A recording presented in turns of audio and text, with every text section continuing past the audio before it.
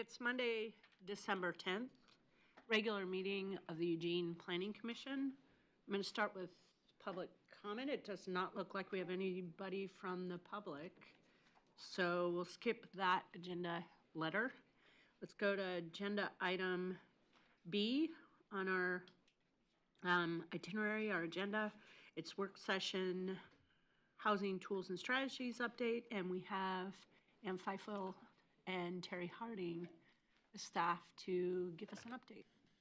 Welcome. Thank you. I'll provide a brief introduction to the topic and then toss it over to Ann. So as a reminder, the Housing Tools and Strategies process is a council-initiated, council-requested process based on a motion that they gave to staff on May 30th. And that was to begin a process with a stakeholder group and some consultant help to increase housing affordability, availability, and diversity across the city and across the income spectrum. And so as you all know, as planning commissioners, housing affordability has been a huge issue for Eugene for a while now. We have one of our 7 Envision Eugene pillars based on providing housing affordability to all members of our community. And you, in fact, wrote a letter to council when we adopted the urban growth boundary, stating your concern for advancing actions, planning actions that would impact this for everyone in our community. So because of that direct connection to Planning Commission and planning staff's work, we, myself and Chelsea Hartman, have been supporting this Housing Tools and Strategies work, along with Ann Feifel, who's leading the project, and staff from 4 or 5 other disciplines around the city. 2 planning commissioners sit on the Housing Tools and Strategies Working Group, and several members of the Housing Policy Board, who we've also been providing updates to throughout the process.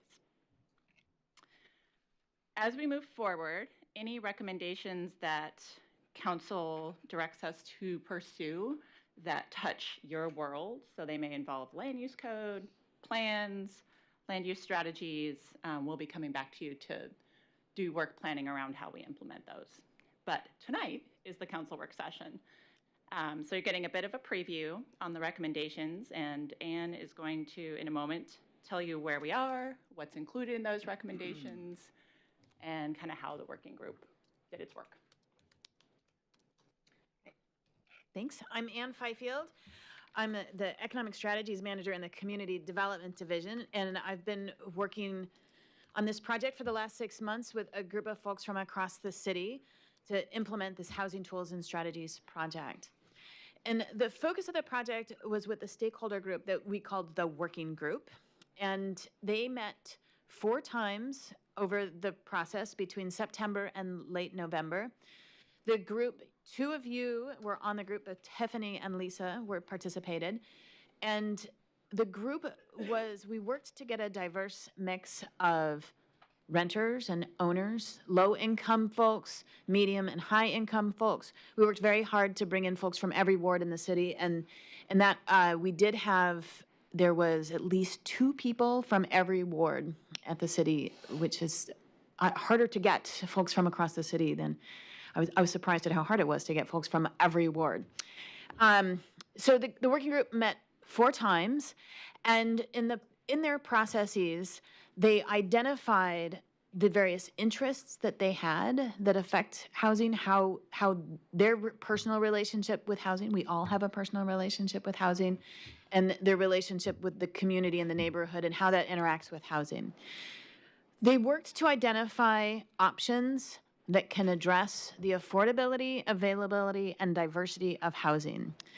In their conversations, they surfaced over 60 different options. Some were very, very broad. I believe one was revise the land use code. I think it's complete. That was the option.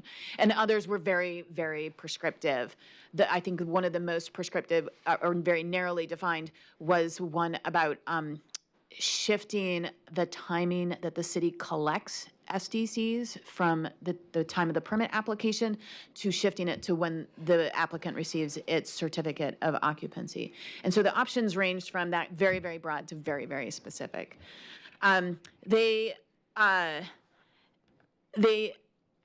as the working group surfaced them, staff then worked to categorize them into ways that told a story and made more sense. And we were able to identify 4 broad categories that the options fell into. The first was remove land use code barriers.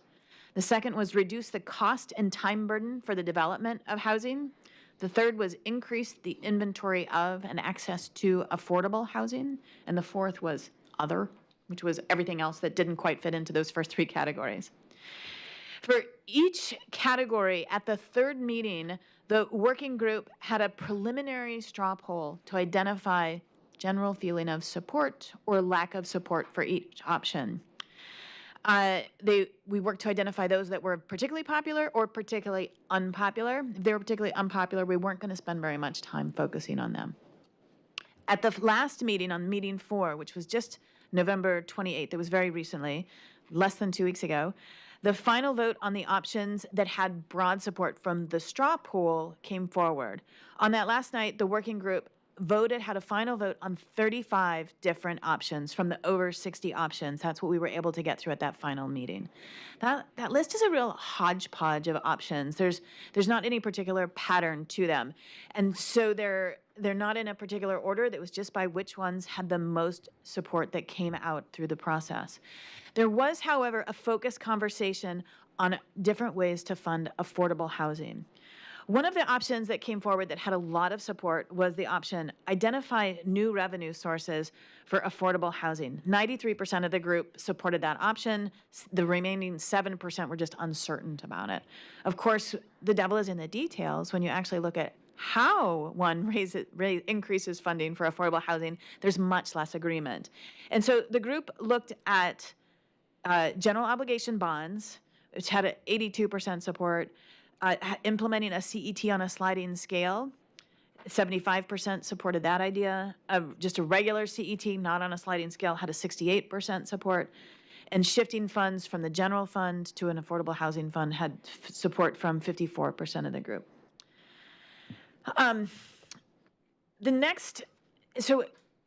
The results from this process, they're still very raw. They're less than 2 weeks old. We haven't had very much time to sift through them, figure out what kind of work needs to happen to implement them. It's still pretty raw data for us. We're presenting the results of this process to City Council at work session this evening at 5:30. And we do have a staff recommendation.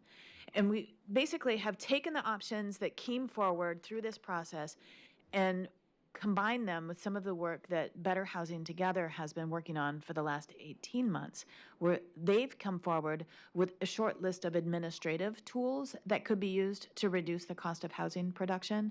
And we're combining those 2 recommendations to City Council to move it forward to address the problem of housing affordability in Eugene.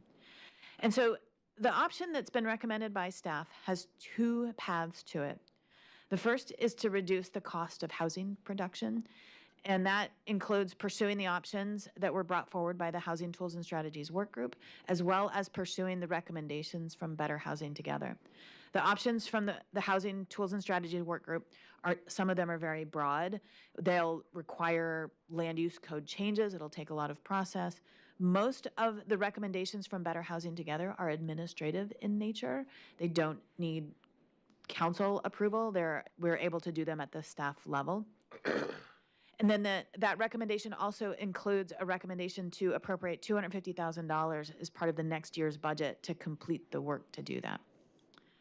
The second path of the staff recommendation is to increase local funding to address housing affordability. And staff is recommending that council pass a construction excise tax. It would go, as the recommendation stands, the proposal would go into effect on July 1, 2019 at 1/3%. And a year later, it would increase to 0.5%. It would apply to all types of construction, residential and commercial, and max out at that 0.5% point.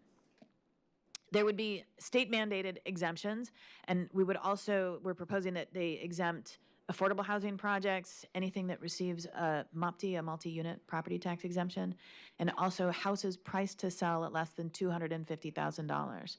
What we can do is ask a builder if they're willing to to commit to selling a new construction house for less than $250,000. We document that, and then we don't charge the CET on that kind of housing. The recommendations include that there's an advisory committee to allocate the funds where they would go. And let's see, any fee from any one project, even if it's multi-phase, would cap out at $1 million. That would have to be a very, very big project before it ever generated that kind of revenue. There's acknowledged concern that we've heard from the building community that adding a CET will only increase the cost of producing housing, particularly for housing types that are missing middle housing types. We know this from the research that was conducted as part of this project, was that the financial feasibility of smaller units is barely there at this point. The prototype that we looked at was a cottage cluster housing type, and under the existing cost structure, that is barely feasible. If you add a CET to it, it can shift it into infeasible. And so there's an acknowledge of wanting to not impose those new costs on the building community. So for the first 2 years that we have a CET, what this proposal recommends is that any increase in cost to a single project from the CET, we reduce the SDCs an equivalent amount. So if a housing project has a $10,000 CET tax applied to it, the city would reduce its SDCs by an equivalent $10,000, presumably prorated across the different SDCs.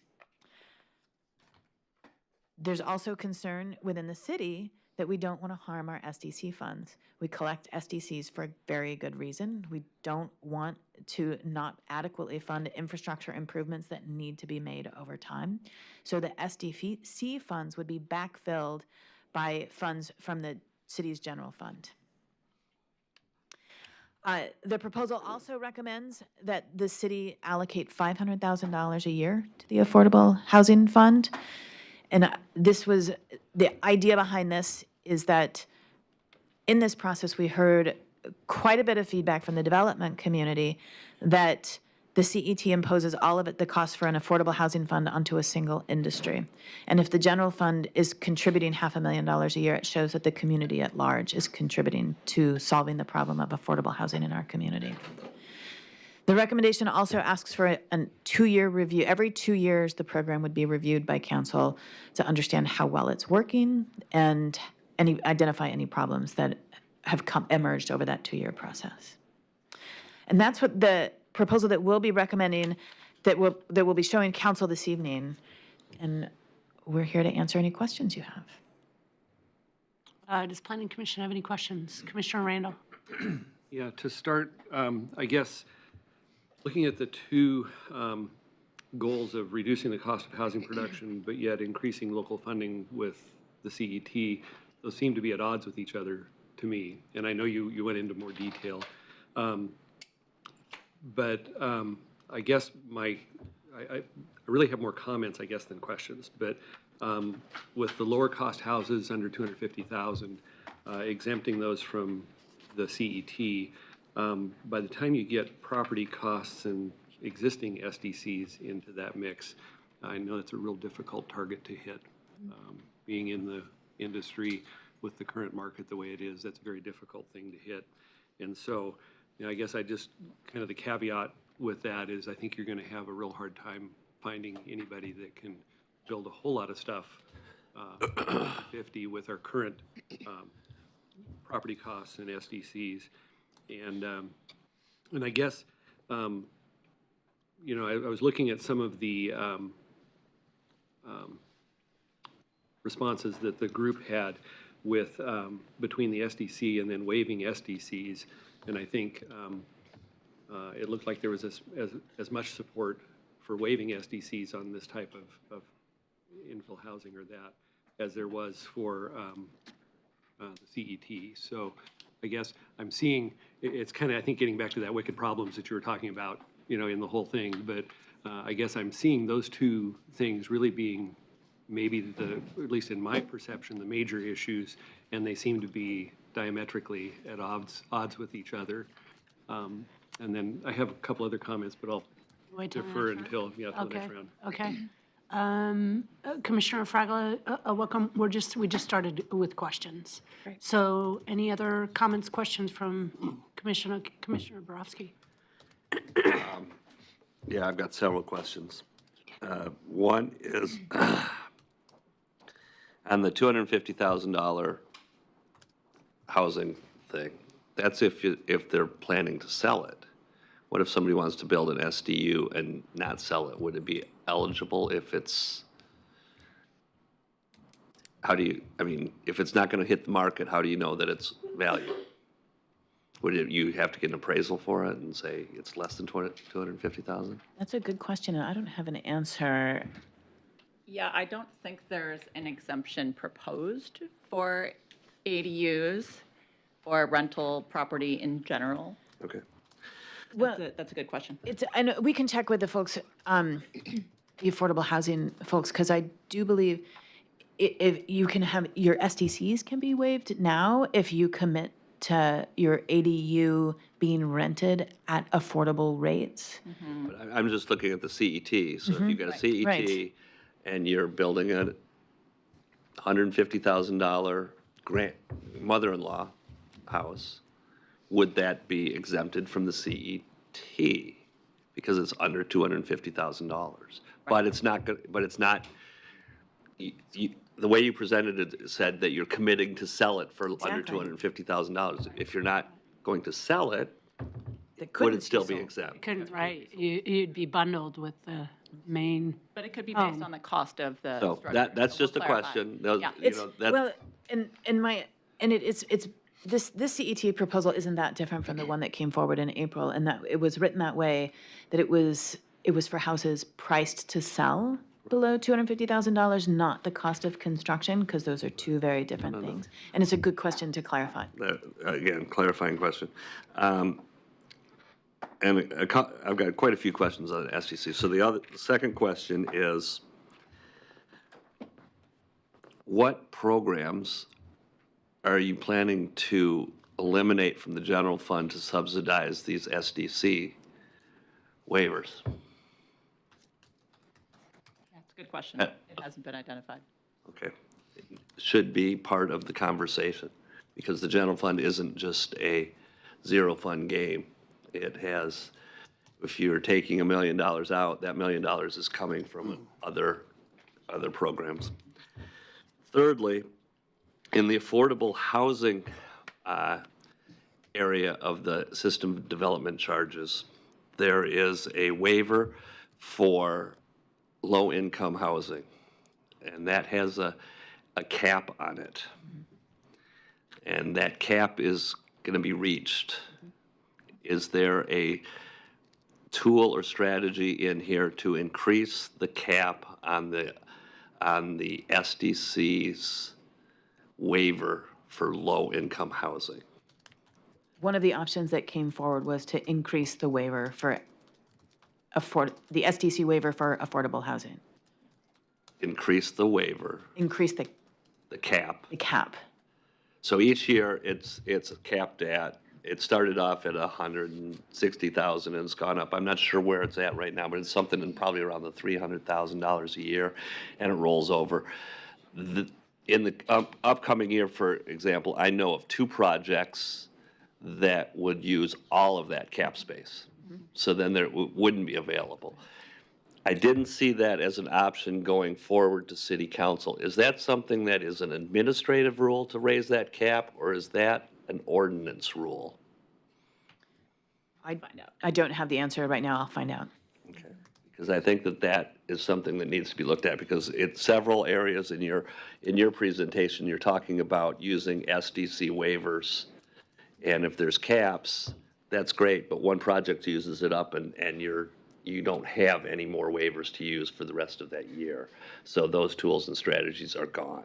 And that was a major part of some of your strategies. So I'll pass. Commissioner Baker and then Edwards. Thank you.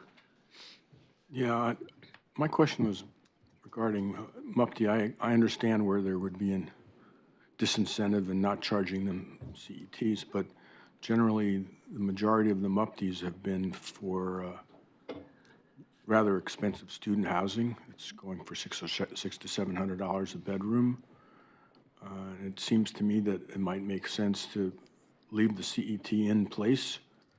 I know that there's some criteria in the MUPD application about providing affordable housing, but it's not a requirement. It's just one of the incentive measures to get your MUPD. And so it seems to me that given that these tend to be more expensive housing and don't fit the goal of affordable housing, that it would make sense to leave the CET in on those for the time being. Commissioner Edwards. Thank you. So I just had a couple of general comments. I want to thank you guys for the very well-managed process that this all went through. I sat on that working group, and I found it to be very well managed, very well planned out. If you guys, had a chance to read through the final report, it was really detailed, and I was pleasantly surprised at the actual outcomes and all of the consensus that the group actually was able to come to on a lot of things. And I know, like they mentioned, they're kind of clunky, and a lot of them will have additional processes moving forward that, it's going to take a lot of time, but it really did demonstrate that there was a broad consensus on a number of things. And so that was just kind of my general comment. Of course, nothing is unanimous across the board in most cases, but I think it's important to recognize that not only was the working group very meticulously planned out, so knowing the stakeholders that needed to be represented there was very thought through, and all of those voices, I believe, were heard, and their perspectives were valuable, and I think that it's really important, I think, to convey that to council.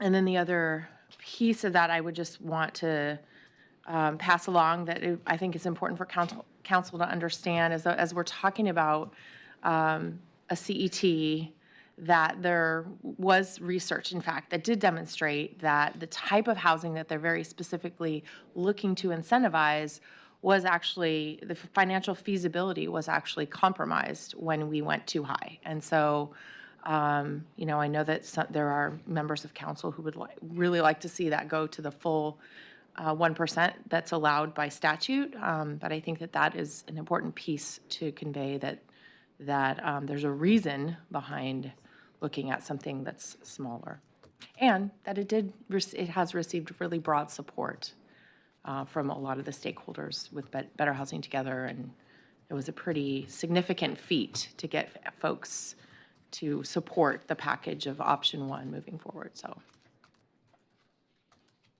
Commissioner Fragala, and then Commissioner Randall. Great. And I apologize for being tardy.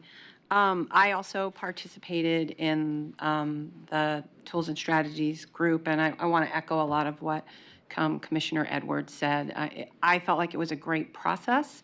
I think some of the things that you'll find noted in the summary is the manner in which people who had very strong ideological differences were able to come together and have very vibrant conversations about what is really the thing we need to do for our community to move it forward and to be thinking about some of our most vulnerable community members, right? This is a long-term process. I think a lot of people were also fully aware that we were looking at a big picture and that we would be relying more on the technical expertise farther down the line in the process, like the great questions that are being asked today. We weren't looking at it with that fine of a lens. I also think it's really important to notice that when you start to look at the percentages on the report, like this was a group of 36 people, and I think there were actually 29 or 30 of us there that final evening. And so if 2 people dissented, that looks like a large percentage, right? And so really echoing again what Commissioner Edwards said, people moved in this process, and I felt like there was a really strong consensus not 100% if you think of consensus in that fashion, but there was a really strong coming together around the need to move this forward. And so the thing I think I would like for the council to know is that the biggest fear that the work group stated was that nothing would be done, right? And, that we don't need another work group. We don't, need more of the same. We need to move this forward. And yes, we do need to work out the technical details, but luckily we have the expertise for that. So I thought it was a great process, and I really appreciated getting to participate, so thank you. Commissioner Randall? And again, I kind of jumped in earlier. I do want to thank you for all your time and effort on that. I neglected to say that at the front end. I try to do that. I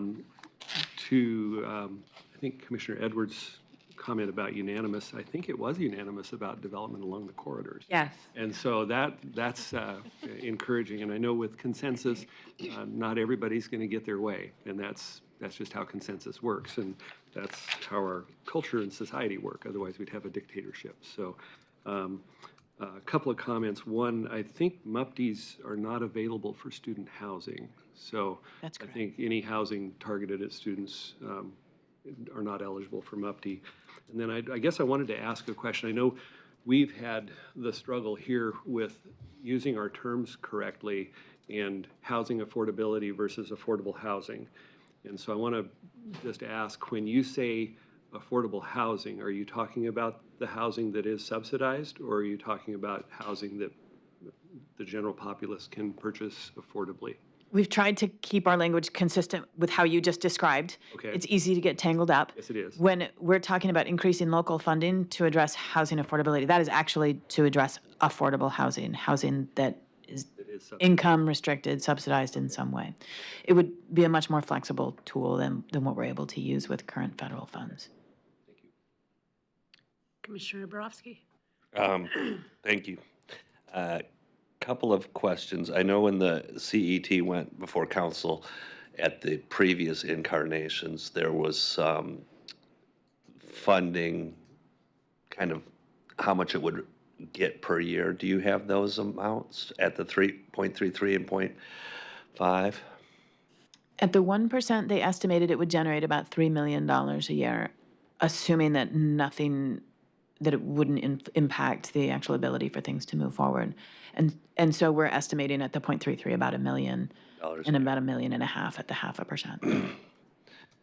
And you, again, this kind of goes to my budgeting thing. So then if the proposal that goes forward, then that $1 million a year would be offset by general fund money for the SDCs?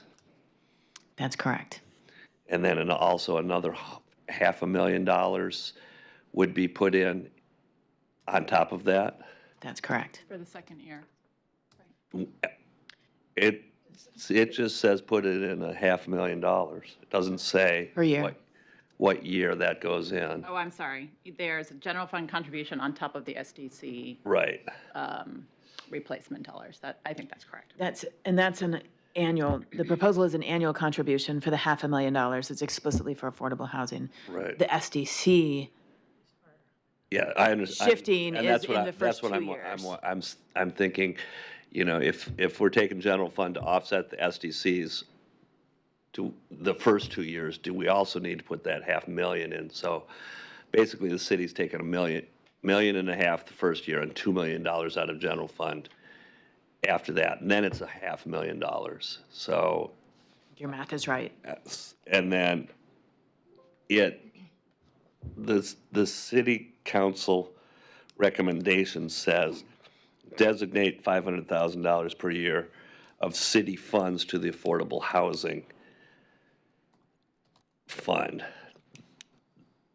That doesn't say general fund money, so could that be CDBG money because that's City of Eugene funds? So we're anticipating discussion about that tonight with the council. I do want to clarify that the recommendation is the city manager's recommendation. You said Yes. city council. So they haven't made their recommendation yet. And I think that the folks that are at the table tonight will be answering those questions. I don't know that we can answer them in advance. Yeah, okay. Yeah. Okay. All right, thank you.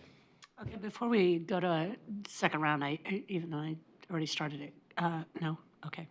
Commissioner Edwards and then Baker.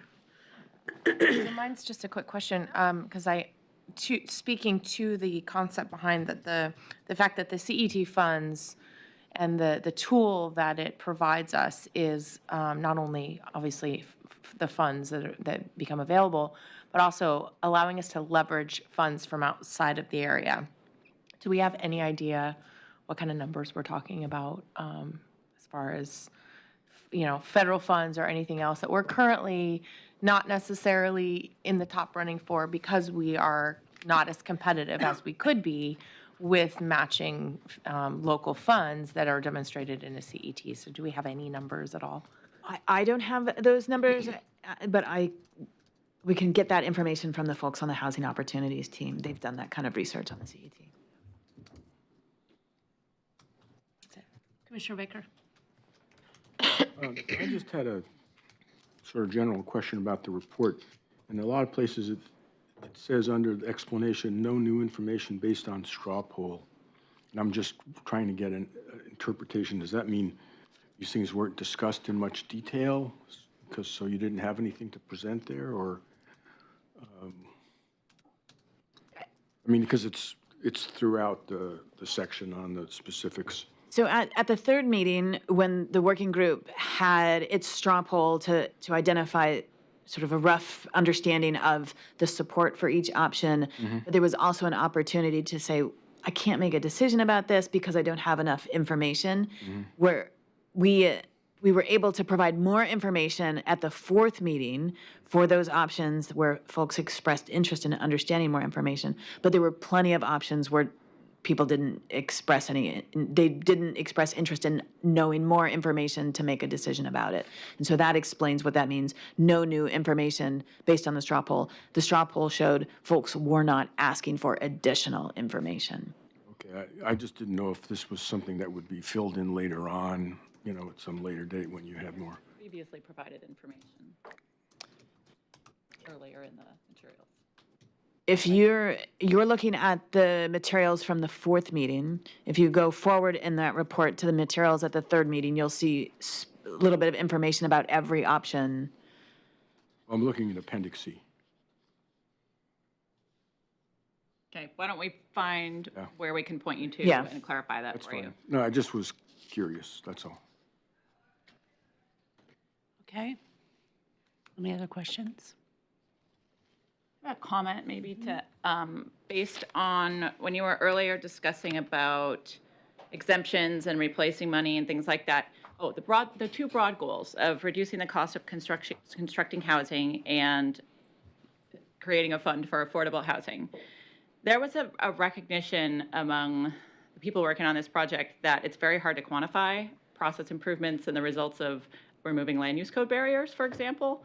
And so I think that's something that'll get a lot of discussion as we continue to work on this, is monitoring the results of improvements that we're able to make. So if we all of a sudden enable multifamily housing on all the corridors, we've increased the supply, we've maybe made it more feasible to do that, but we won't see the results for a long time.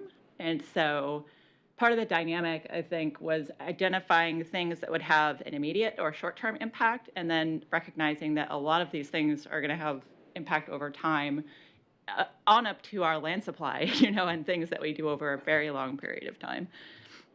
So I just wanted to add that in. Yes, Commissioner Borowski. One more question. One more of the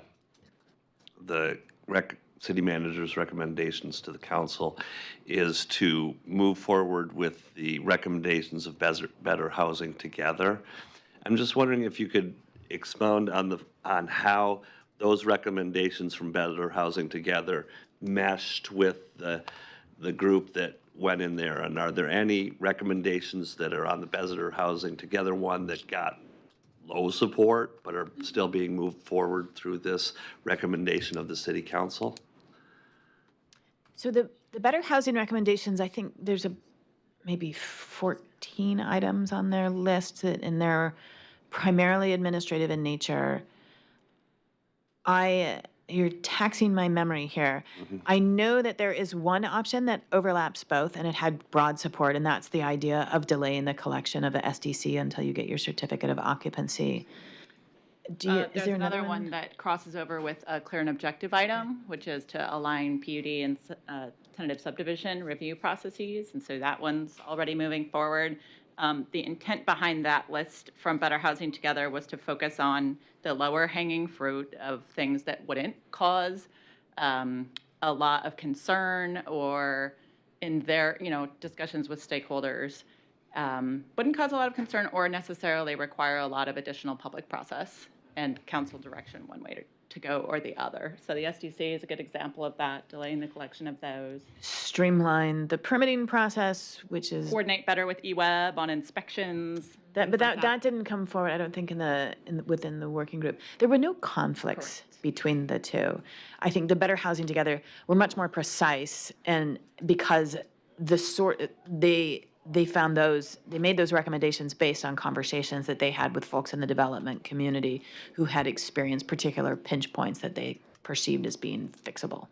So I guess then my question on that is, in moving those forward, since they are a lot of them are administrative, is there going to be public engagement in that process, or will those just be implemented administratively because of this recommendation?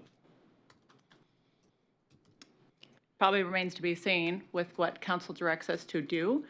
We were having this conversation this morning. There's a broad range of next steps on that list and on the list recommended by the working group. And it's going to take some time to kind of line those out for what the next steps are for each individual item. I would say if there's one on there you're concerned about, I'd love to know about it. If you think it has implications beyond kind of process efficiencies.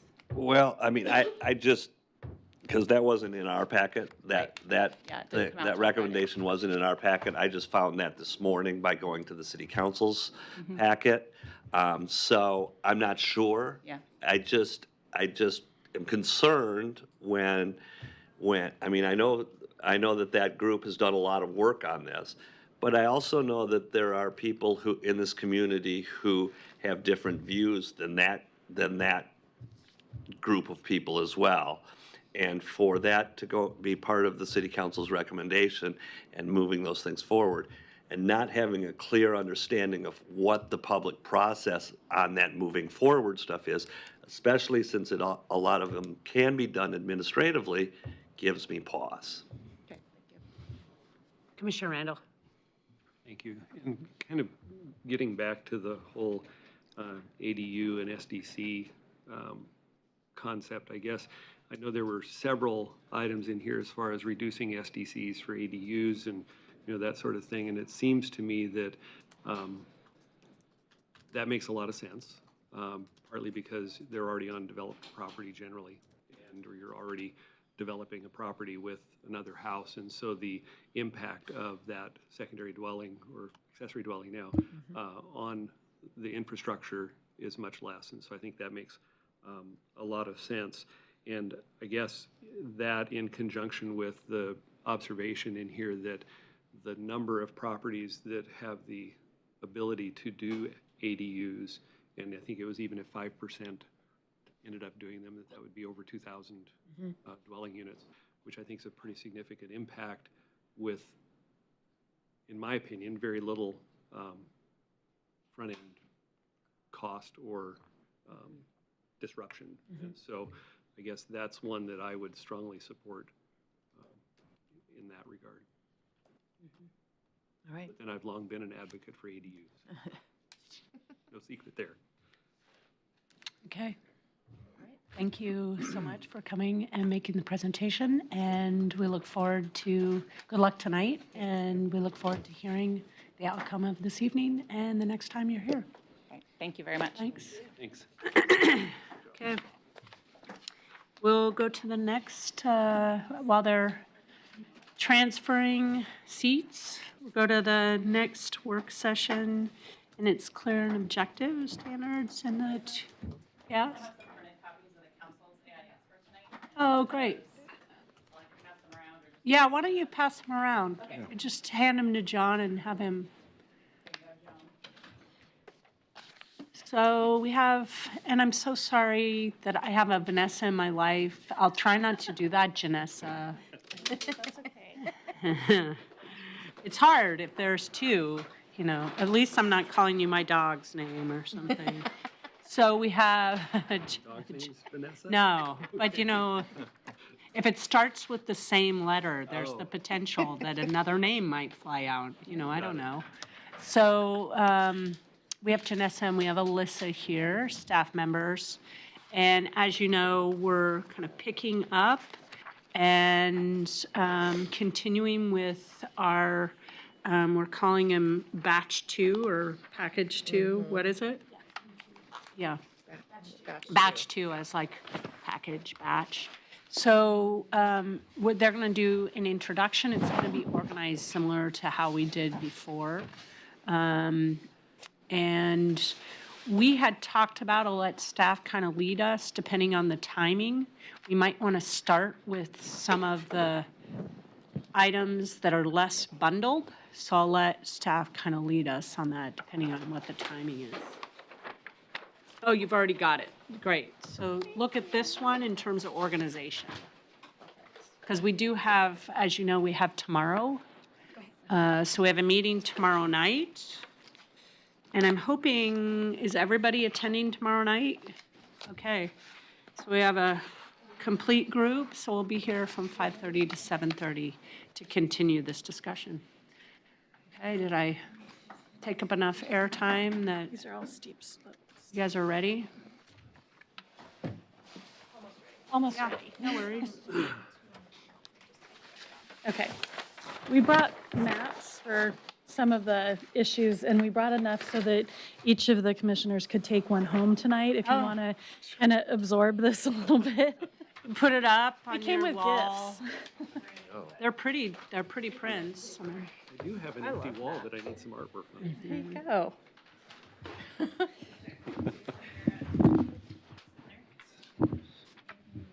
Okay.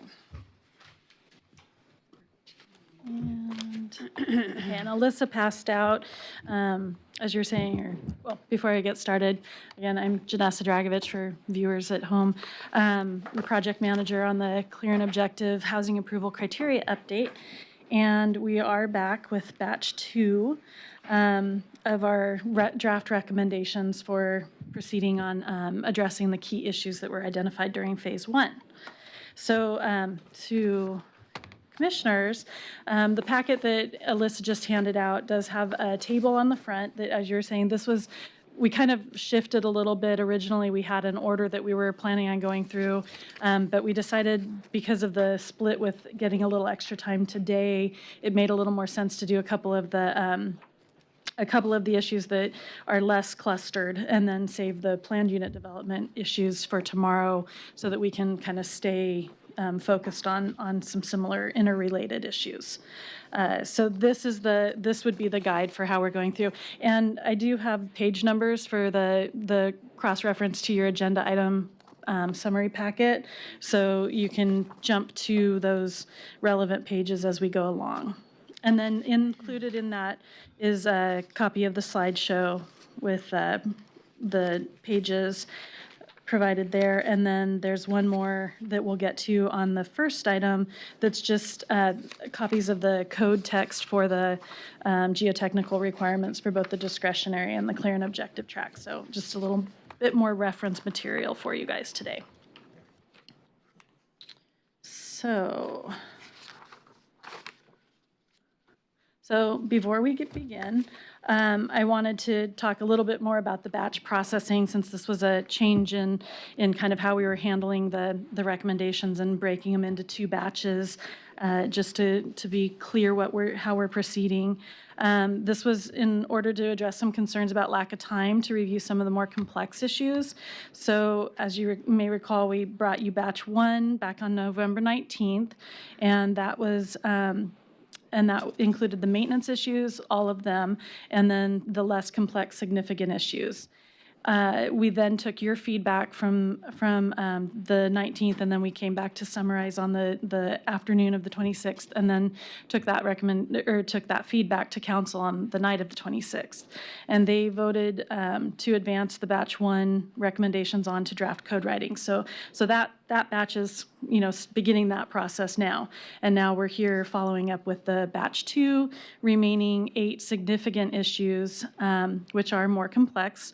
For example, some of them deal with the planned unit development criteria. So some of those, a subset of those, involve implementing the South Hills study policy recommendations. And then a couple other ones, like we're going to get started with geotechnical and trees are in there. Just a little bit more complex issues. Some of the feedback and input that we got from stakeholders might have been a little bit more mixed, and so they just needed a little bit more time.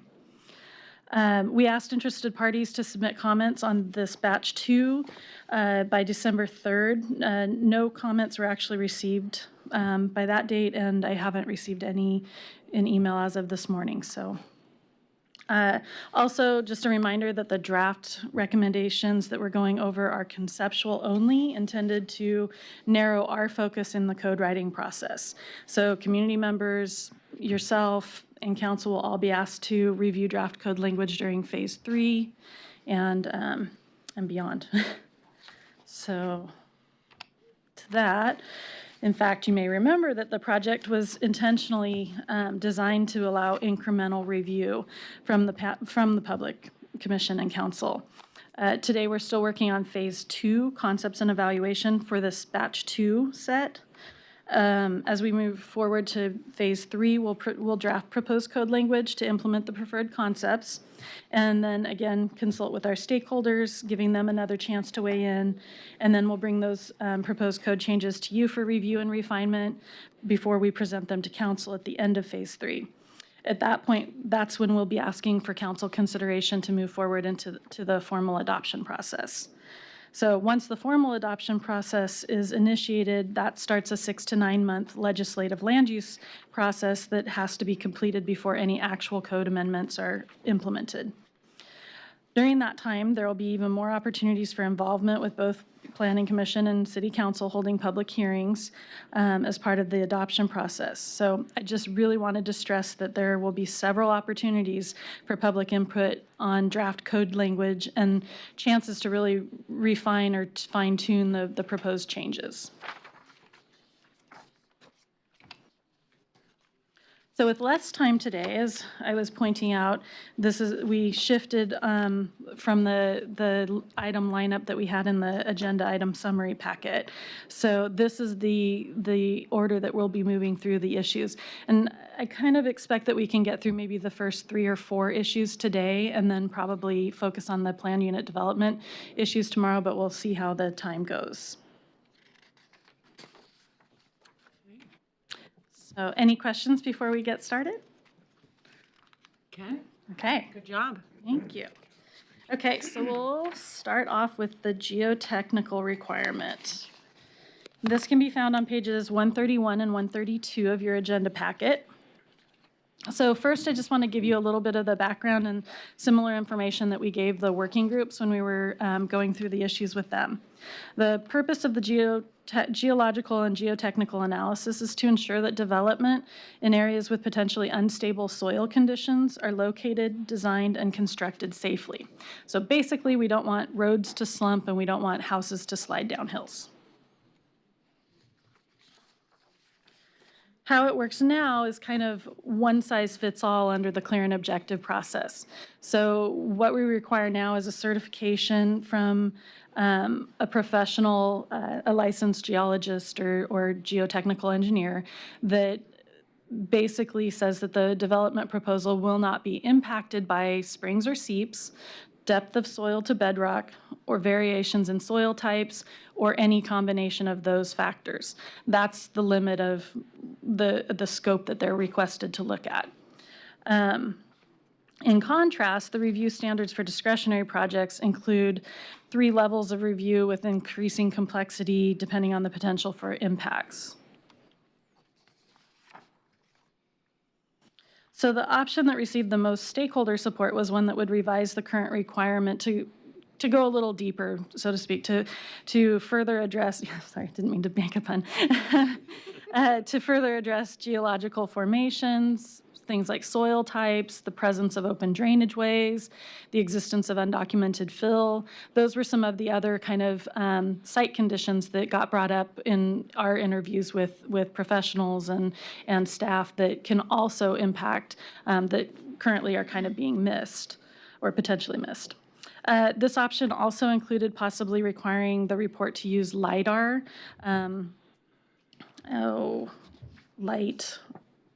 I forget the acronym for LiDAR. So like the map that I showed a few slides back, it's a really intricate, detailed topography and gives more information.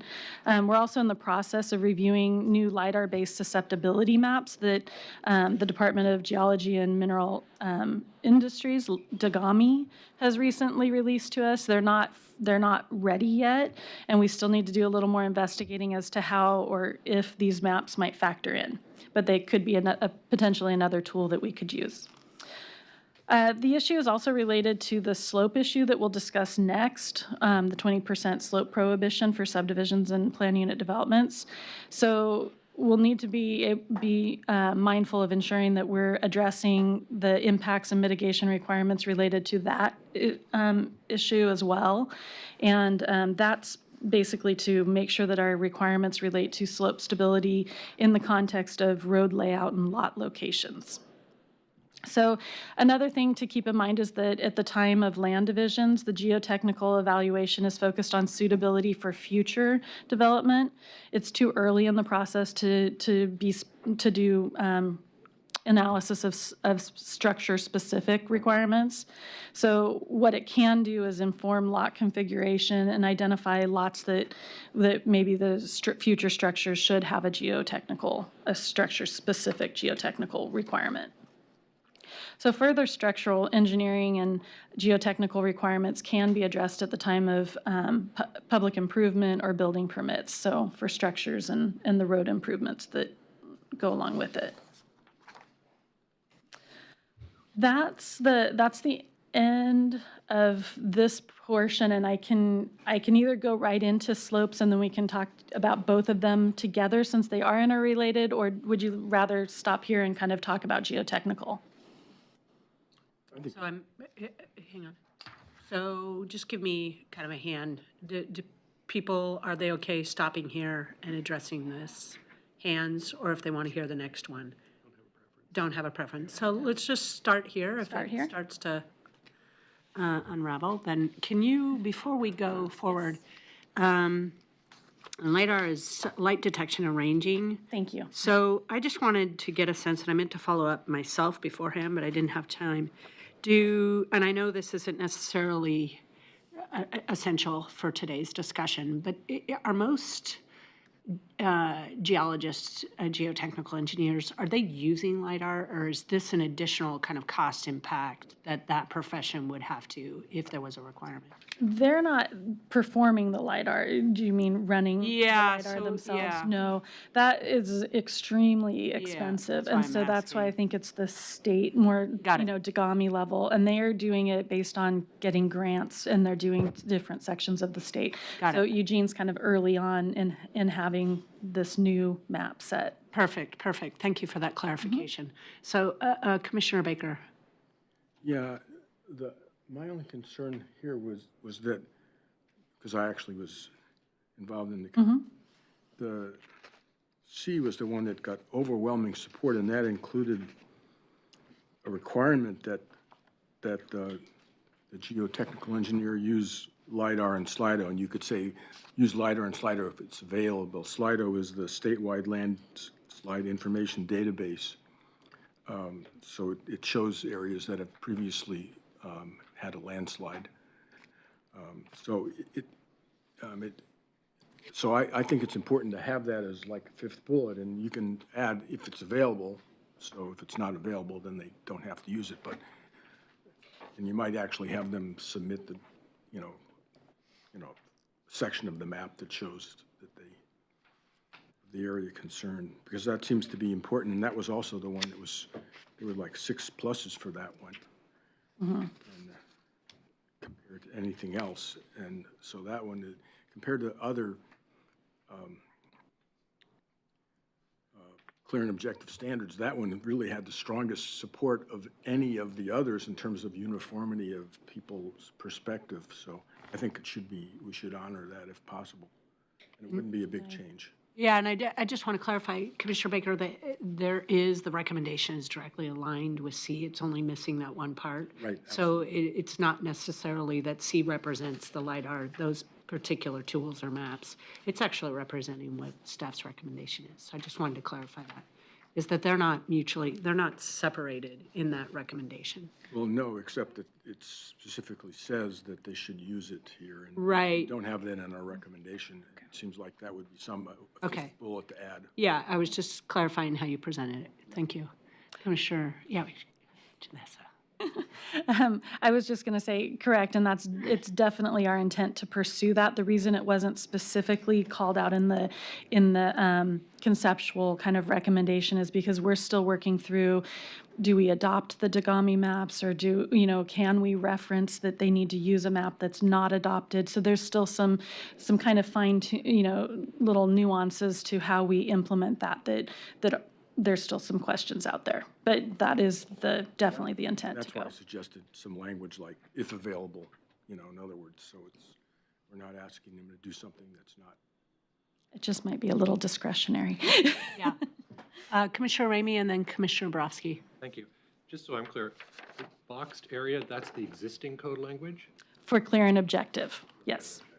And the proposed code language is Not written yet. not written yet. We're only in the This is only a reference to conceptual what's phase. in the code today. Correct. And the purpose of this sheet was in part to show you how, kind of complicated, or not complicated, but how many tiers there are to the discretionary track versus, when we tried to boil it down for the clear and objective, how limited that was. And so. And I just, another couple of really dumb questions. So it sounds like there's different scales at work here.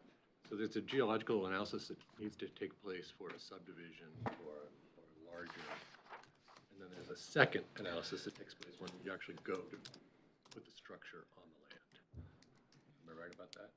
Potentially, yeah. There are other things that can be triggered for structural requirements, and potentially it could get addressed, it could get recommended, or, lots could be identified that this one may have stability problems and needs further, and then yes. That fair to. And then I think there are just, you probably know this better than I do. I mean, I know that there are types of construction that we have structural engineers here that are reviewing as well that need those additional levels. So conceptually then, what you said was we're trying to keep things from moving. Moving is bad. And what I get nervous about is when we start to list all the ways we think things might move, rather than just saying things shall not move. Leave it to the engineer to demonstrate that they have done their homework, so it's a performance spec, rather than trying to predict everything that's happening. And I don't, maybe that's here, but when we start to add, if there's a rivulet there or a creek that's this wide and this deep, you need to do, make it so things don't move, period, and certify it, geological study, and do it on the different scales.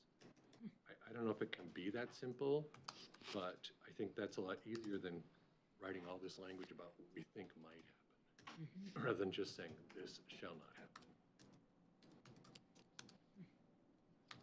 Commissioner Borowski. Yeah, I think that's a great idea.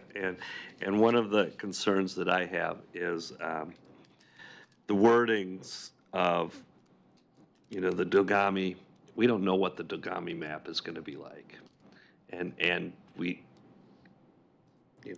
my small knowledge of it is, it may come out and say, this may have this percentage chance of landslides in the future, or this type of land in the past has done this and that. And to me, that doesn't seem clear and objective at all. Being able to reference that and saying that this map says this piece of property has this percentage of a chance of a slide failure opens it up to two different geologists looking at it and saying, you know, I think based on this Dogami thing, that it's gonna slide, and you've got another geologist that has done drill holes that says, I don't think it's gonna slide, and we're back to where we've been before. And then it comes to 7 people sitting at a table like this deciding which geologist do we take faith in.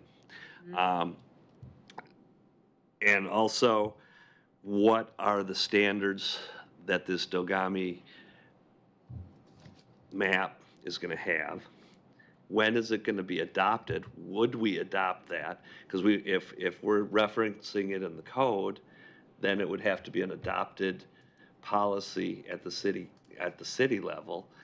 How is that? I mean, that goes into a lot deeper things than just a clear and objective standard.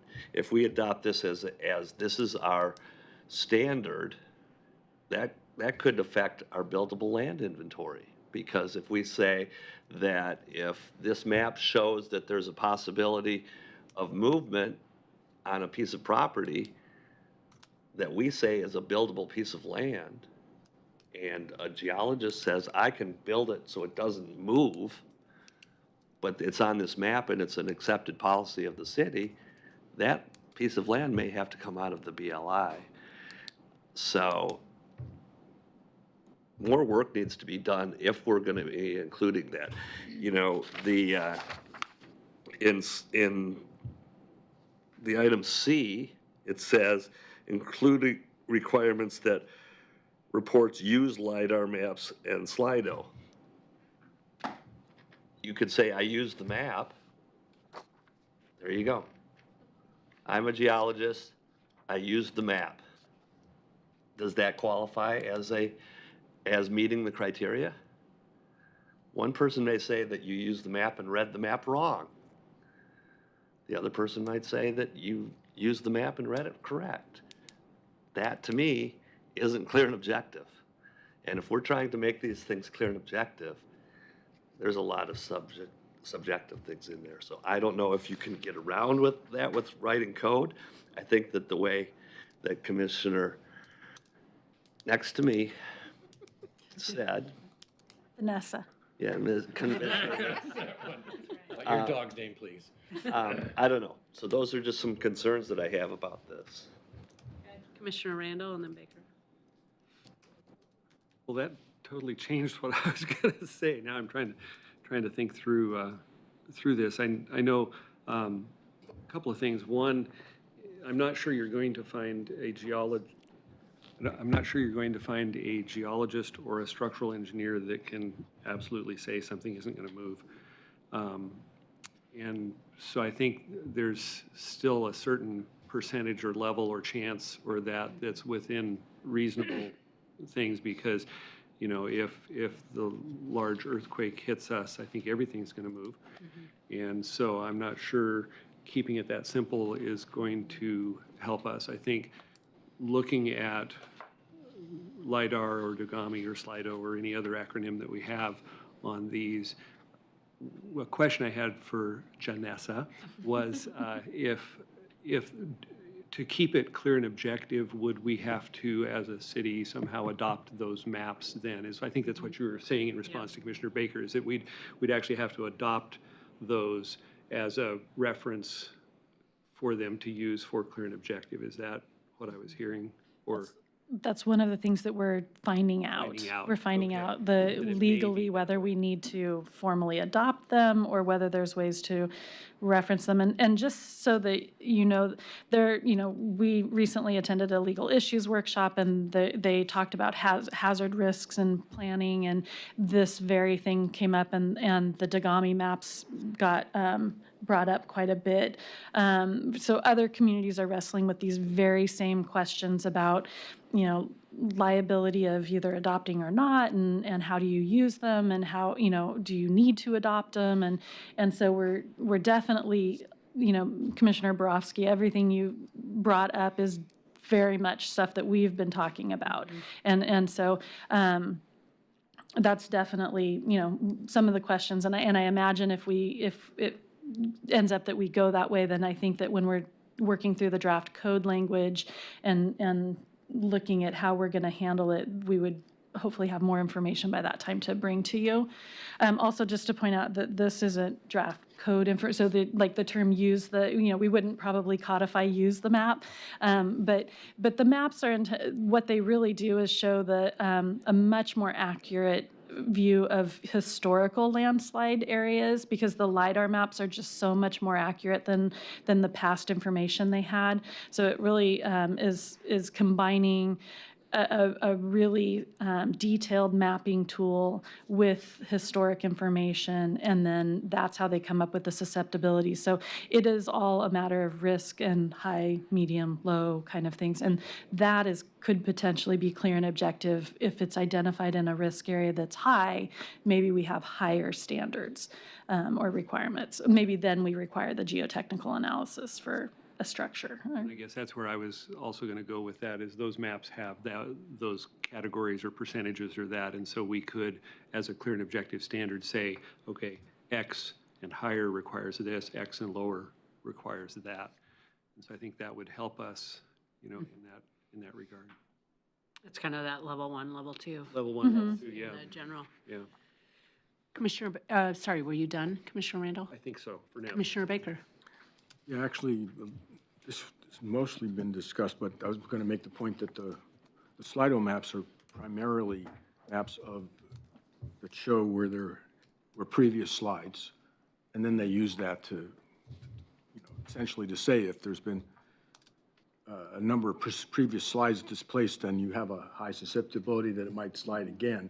So they're not, they're inferring data based upon previous slides, not upon slopes or anything else. So, it seems reasonable that you would, they could certainly be considered as a possible source of information.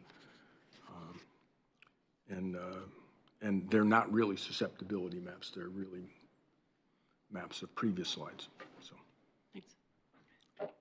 Commissioner Borowski. Actually, is there anyone else before we go to a round 2 that hasn't spoken? Okay, Commissioner Borowski and then Commissioner Randall. So I'm glad that you referenced that legal training that you were at. Was there any talk about, if we were to codify these maps, that would trigger perhaps Measure 47 claims? Because if we take a standard and apply it to a piece of ground that you could build on today, and because of these maps, it wouldn't meet the clear and objective standard, would that subject it to a 47 claim? That didn't specifically get brought up. There was some talk about, does it remove all economic feasibility options for the, and generally it doesn't. Identifying a risk doesn't necessarily take away your ability to use the property or to use the land. So it's not specific. It wasn't specifically addressed in that forum, but I would be concerned about that if it was adopted. Mm-hmm. Commissioner Randall. Thanks. The other thing I was going to mention, the last one was responding to Commissioner Borowski in the buildable lands inventory. And I think once we get to the 20% slope aspect, that may change. And I see these as going hand in hand, that it's true some of this may take some lands out of the BLI, but the 20% slope and the geotech may add a fair number back in. And I guess from my perspective, it would actually make the BLI much more accurate to what's really buildable lands than maybe what we have now. So just wanted to kind of bring that up as well. Thank you. Commissioner Baker? Yeah, and also keep in mind that this is the clear and objective standards. It's still a discretionary approach, so that, you wouldn't really have any problem with, is it Measure 57 or whatever it is? 47. 47. Claims there's still another approach to develop, it just you can't use the clear and objective standards, which is not a mandatory requirement for property in Oregon. Okay. So I want to get a straw poll, are we there? Are we ready for straw poll vote? I guess what I'm going to start with is all those in favor to support the recommendation of revise existing requirement to include additional risk indicators as written. Show of hands. And so what does that mean, Commissioner Borowski? You're neutral? I'm just not clear as to I mean, if you're going to write code. Yeah, we're not I mean, writing no, code, but the recommendation would be move it to the code writing Right. thing. And to me, there are too many questions at this point to move it to writing code for me. Okay, perfect. Okay, so that was unanimous with one, needs more information. Yes, Clarification, does that mean that they would include looking at the Slido and LiDAR? they already indicated that they were, so it's part of their process. Yeah, Just wanted to yeah, make sure that it's on the Yeah. record. And if we find out that there's a legal issue with doing that, then we will definitely come back when we're bringing draft code to you and explain what we found out. great. Okay, we'll move to the next one. Okay, so the next one is the 20% slope 20% grading prohibition. This one's on pages 118 and 119 of the agenda packet, and it applies to clear and objective subdivisions and planned unit developments. It was brought up because it may not be the most effective or efficient, as Commissioner Randall was pointing out, way to address potential impacts to steep slopes. And it also may preclude development under clear and objective track for sites with slopes, particularly for properties in the South Hills or sites with unusual configurations. For example, we often see, sites where there's maybe a strip of 20% slope that then can't, because it's a strict prohibition, you can't cross that strip because you can't grade. And so you may have a large property that's mildly sloped in areas that you can't use clear and objective because you can't get across this swath. So things like that make it maybe not the most efficient or effective tool for us. A few points on buildable slopes, or the term buildable. The discretionary track does not prohibit grading on slopes at any percentage. The criteria require that the development not result in unreasonable risk, we can't go to that, of fire, flood, geological hazards, or other public health and safety concerns. So slope impacts are then reviewed through the geotechnical analysis. One of the striking points on this issue that we've heard is the mismatch with the buildable lands requirements. So state standards presume that up to 25% slopes are buildable or developable for the purposes of calculating your buildable lands inventory. And Eugene's buildable land inventory classifies lands up to 30% as potentially developable. So our recommendation on this one is to eliminate the existing criteria and rely on the geotechnical requirements that we just talked, this new geotechnical requirement, and to ensure that the revisions to that, to the geotechnical requirements include addressing the impacts and mitigation requirements related to slope stability on roads and lot locations.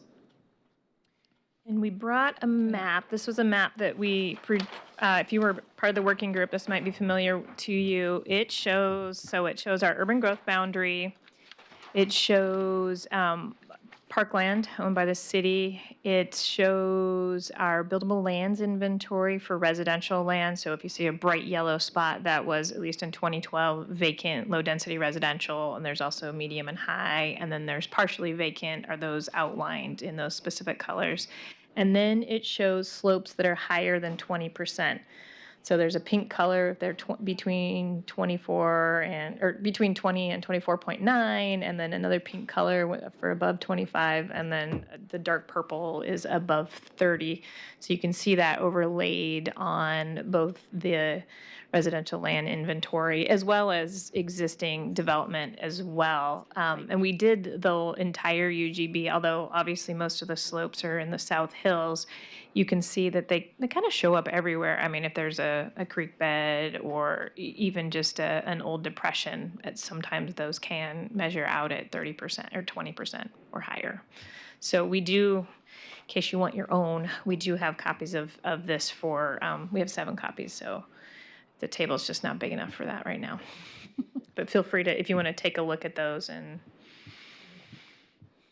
Okay, I'm going to put myself in the queue, and then I have Commissioner Baker. I just want to, on this one, I kind of waited because I have a similar question, I guess, and concern. But I actually look at this process similar to kind of a design process and recognize that when we move something to code, code's going to reveal.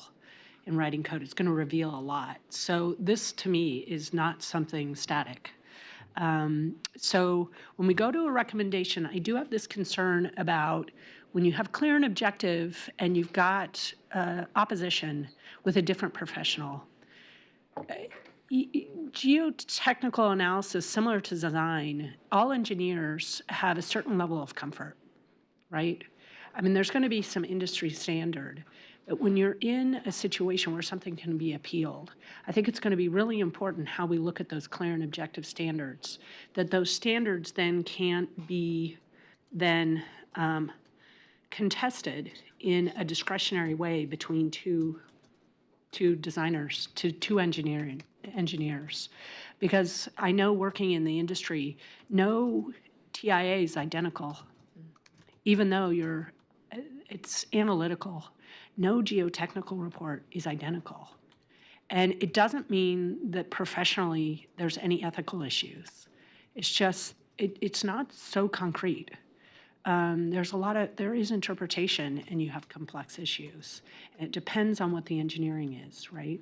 So the structure, et cetera. So I would just, that is my only, being aware of that and then knowing when we write code, when we can stick with a clear line, that clear and objective is going to be important.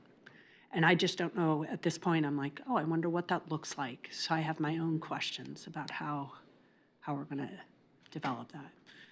And if I can respond a little bit, and I don't know that we'll ever eliminate professionals disagreeing. Oh, yeah, and I'm not saying that we will. I just want to not get it to the point where we end up with a whole bunch of unveil, it's discretionary, right there at the surface. Right. Without knowing that. Agreed. And the part of for us, the clear and objective nature of this one is requiring the certification and letter from the professional is a clear and objective criterion. Yes. Not Not necessarily implying that there's no discretion for that professional to come up with their conclusion. Understood. That they're comfortable Yeah. with certifying.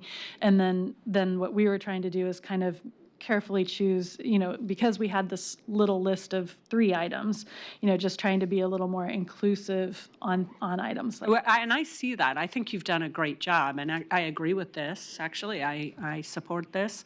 I'm just going to wait for that next, I think our work is cut out in the next phase. And then I go to Commissioner Borofsky, where it's like, that's where I'm going to wait to make sure, have we allowed that professional to have some flexibility and not create a discretionary process between 2 professionals on a more consistent basis? Because like you said, I think, I've been doing this a long time where you might have that. When you have professionals, they're typically able to evaluate and say, this is really reasonable. I might be able to come up with a slightly different solution. But this is really reasonable. It meets, so there is, there's that discussion. I just would love for it to be able to go through a process and not hit this. Yeah. understand. Yeah. Thank you. Okay, Commissioner Baker. Yeah, I'm comfortable with doing away with this with one caveat, and that is, I think for clear and objective, this should only be applicable for slopes that are 25% or less, because Dogami, and those are the geology experts in the state, don't recommend building on slopes any higher than 25% or less. So I think from our perspective, even though our own locally adopted number is 30%. If we want to exceed what the state suggests should be reasonable value, then it no longer be clear and objective, and it go through the discretionary process for that reason. And just to be clear, the 25% is actually set by, it's part of the administrative rules or statute, I can't remember exactly, that are put out by DLCD, and it's really just about the buildable lands inventory. I don't know that they consulted with Dogami or where that number exactly came from. So I just want to be clear that that's not the number given to us by Dogami. Right, but in the past at the meetings, it was discussed that that was the number that Dogami had adopted. So maybe I don't Yeah, recall it sounds that. like that's not necessarily true. or maybe Dogami passed it on to DLCD. It would be useful to know that. Commissioner Borowski, you were first, I think, and then Commissioner Randall. Thank you. Go ahead. I was just going to respond to some of what he said, and then. Well, and that's what I was going to do. I know in our working group, the strongest support was for just eliminating the prohibition and relying on the geotech and not trying to manipulate the percentages. And so, and that's where I fell, was to just eliminate the 20% completely and allow the geotech to make that recommendation. Commissioner Borowski. Yeah, I mean, I think that this one is one where it was kind of, when the code was written, it was kind of like an arbitrary number. Let's pick 20%, no grading on that. And we've seen it play out. You know, this commission has seen that play out where somebody thought that digging a trench was grading, and it could have prohibited a development because of that. And I think that was to me, that was a broad brush. You know, the 20% is a broad brush, and this is a way of making it more of a, you know, an artist's fine tipped brush, which I think is what we're trying to do with this, to get this going. So I am in favor of that. I agree with Commissioner Taylor that once the code writing comes in, that's going to be where this is, the fine brush really needs to be able to be a tool that we can use, rather than just having a fine brush that you never take out of the box. As far as the 20%, 30%, 25%, you know, I'm on the UGB urban reserves thing, and so that's one of the matrix that we're using. And as of right now, we're sticking with the 30% amount of slope for our buildable lands inventory. So what that means is, if it's on here and it's in yellow, it's part of the buildable lands inventory. And so that's what we're counting on. There has been talk at that committee to go in line with the state statute, but as of right now, the direction was from council, use the last metrics that we used when we did our UGB expansion analysis, and that one was set at 30%. So that was a council decision to move that forward at that level. And so that's just so that the commission knows that's where we're going as far as the UGB expansion. We haven't received any. And the 30% was chosen because, if you can see by looking on this map, we see development at 30%. Right. So it didn't stop at 25 magically. Definitely folks do build above that. Right. Or have. And what we found is it's built at a different density than a less, 20% might be built at 4 units per acre, whereas you get into the 30% and you're getting down to 2.5 units per acre. So that's being weighed in when we're looking at those types of things with buildable land inventory. Not that goes to the geotech, just giving some information that I gleaned last week. It's relevant tomorrow, too, when we go on PUDs. Okay, anybody else have any comments, questions? Okay, so I'm going to start with this. Obviously, if there's discussion, depending on what the show of hands. So how many in favor of supporting the draft recommendation as written up at the screen and in our AIS? Okay, it's unanimous. Okay, let's go to the next one, COS 19. Okay. Okay, so we're going to switch to transportation, And that's on page 135 for everyone. 135 and 136. Thank you, Kristen. Commissioner Taylor. So projects currently can vary stated maximums for block length, which is supposed to be 660 feet, street connectivity, and cul-de-sac emergency vehicle turnarounds, where physical conditions such as topography or natural resources or existing physical development precludes compliance with the standard. So in an idealized system, streets can be laid out in a nice, consistent grid pattern, then exceptions wouldn't really be necessary. So while Eugene has some areas like this shown that could be developed in that idealized grid layout, the reality is that we have a lot of areas where this just isn't feasible. So in some areas, the topographic conditions, streams or other natural resources and existing development take you away from that idealized grid system because it just can't be achieved. These conditions can prevent the project from being able to meet the standards. So the existing standards, while they do allow for some exemptions when the conditions preclude a connection, the term preclude may be problematic under clear and objective.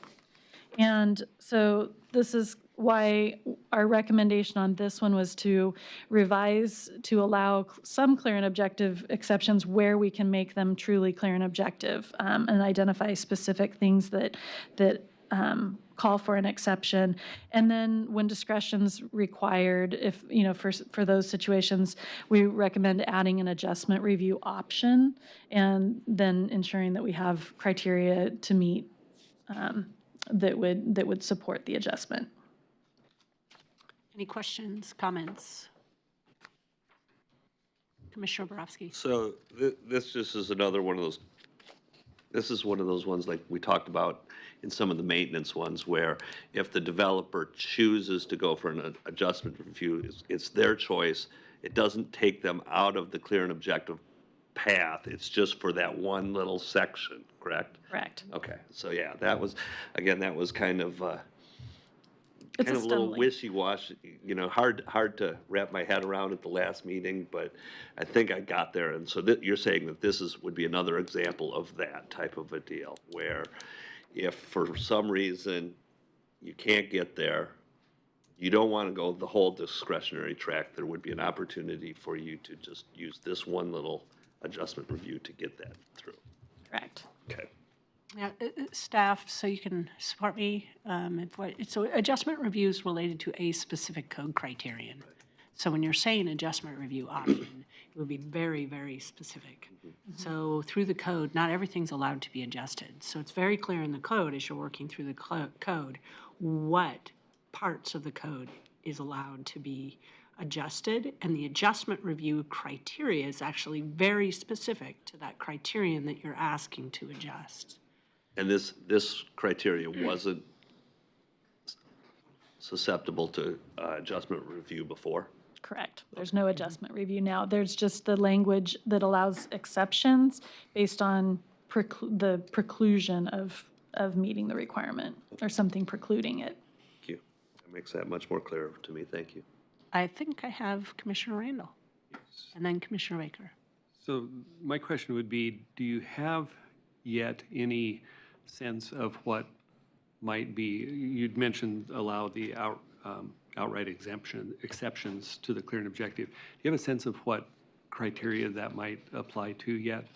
Like what the exceptions would be? Yeah, what the exceptions might be. And I know you haven't written the code yet, but I'm just maybe an example of what might fall under if you're going clear and objective rather than an adjustment review, that you're exempt from this because of whatever. An existing development that's in the way from providing street connectivity, for instance, or a mapped drainage way. There might be ways to have some that are very clearly, verifiable. That it's obvious that you can't do that, so you wouldn't force them to do an adjustment review based on that. It would just be outright exception because there's no way to get there. Correct.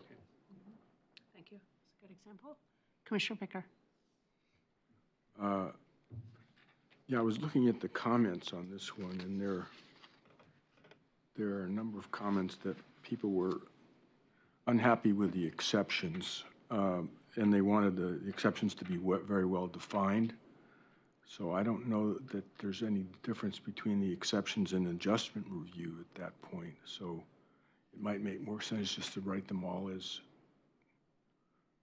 adjustment review options that are clear. And I mean, the comments were that they wanted these to be clear, not as some of the other commissioners have said, that they would be very clear what adjustments are allowable.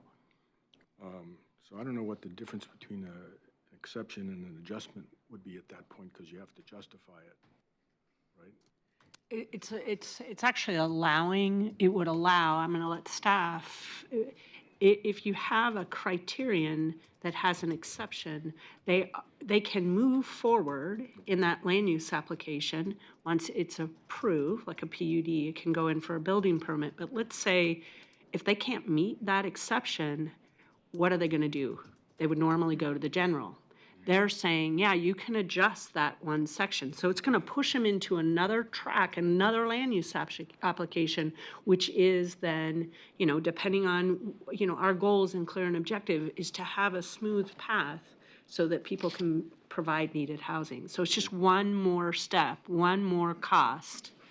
So providing exceptions before you choose to go to an adjustment review, for me, sounds like what I would like to support in terms of getting there, in terms of needed housing and clear and objective standards. So all I'm saying is that the comments from the meetings were that those would be very well defined. Yeah, and we Exceptions- haven't gotten to code writing yet, but right? just that we carried that forward, that the exceptions and the adjustment review be very well defined. What is adjustable and what is an exception? What's allowable? Correct. Right. And that's the intent, is to do the sort of where the very clear exceptions that would not require discretion in order to determine that they meet that exception. The adjustment review option would be for those nuanced ones that aren't as easy to say they meet or don't meet, and they require discretion. My experience is that no matter how clear and objective you try to be, there's always going to be cases that don't quite meet the exception, but kind of merit an adjustment. And so that's what the adjustment review option would be. Yeah, my concern was just that language about defining those things was not a part of the recommendation. Oh, it is in the clear and objective exception. So clear and objective kind of implies that they will be very buttoned down, yeah, and specific, yeah. Thank you. Any other comments or questions?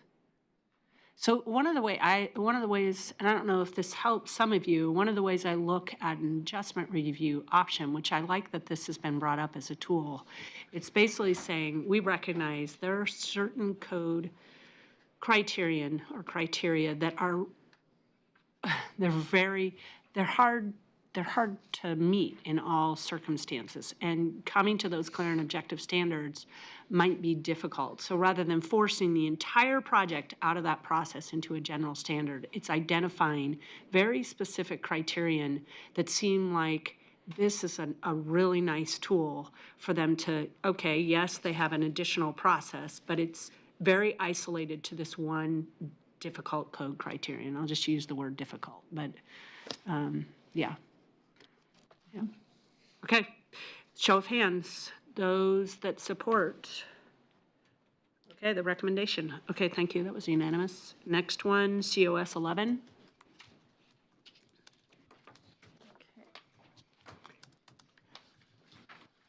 So next, we will move on to trees.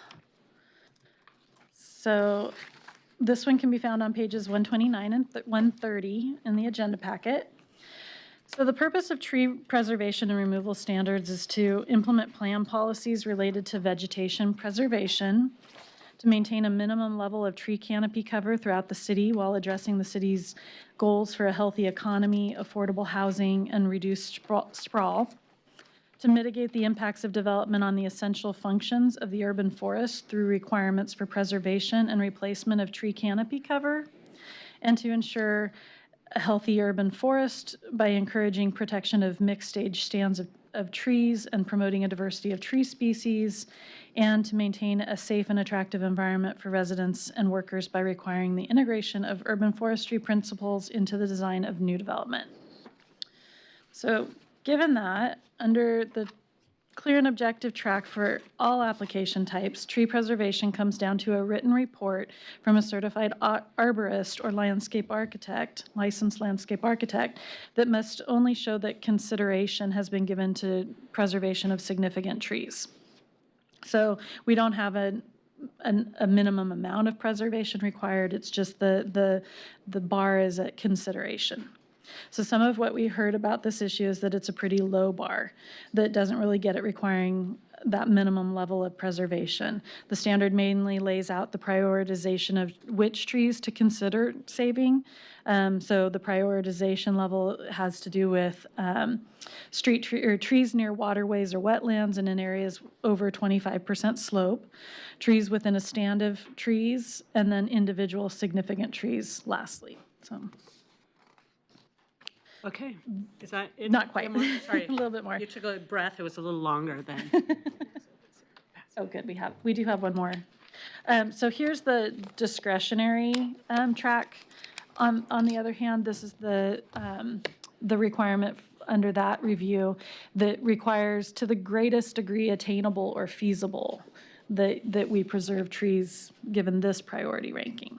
So I'll pass these down. This is basically that code section on a sheet there. And the sheet coming around, it's from the planned unit development, but these also apply for other discretionary land use applications. I just didn't think you needed a repeat of all the exact same criteria.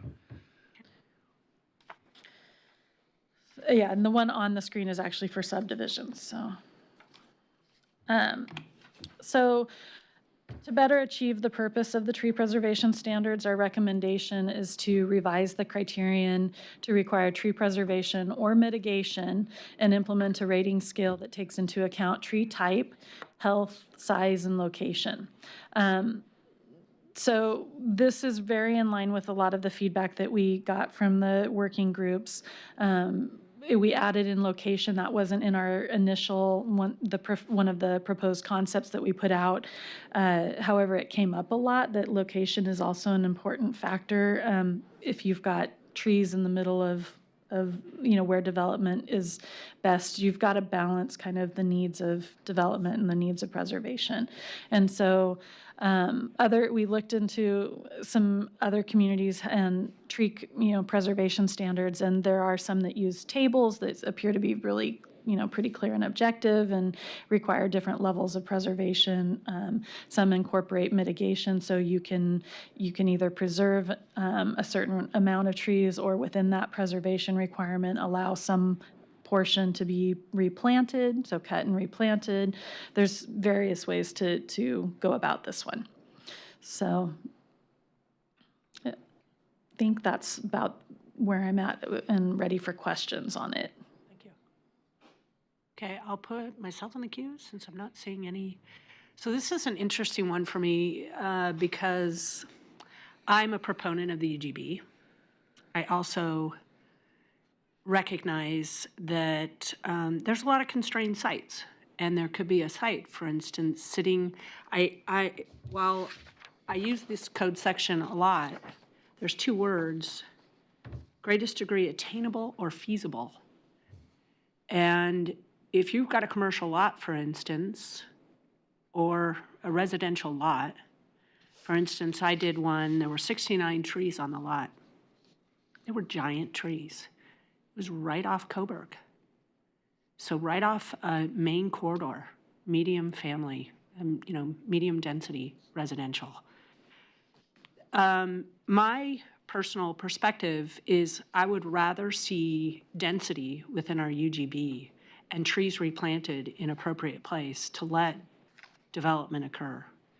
So I think that I like the consideration, and as coming from a design firm, we want to preserve, and actually most of our clients want to preserve trees where attainable and feasible. They want it because they're really lovely and valuable. I mean, they're trees. And they have giant critical root zones.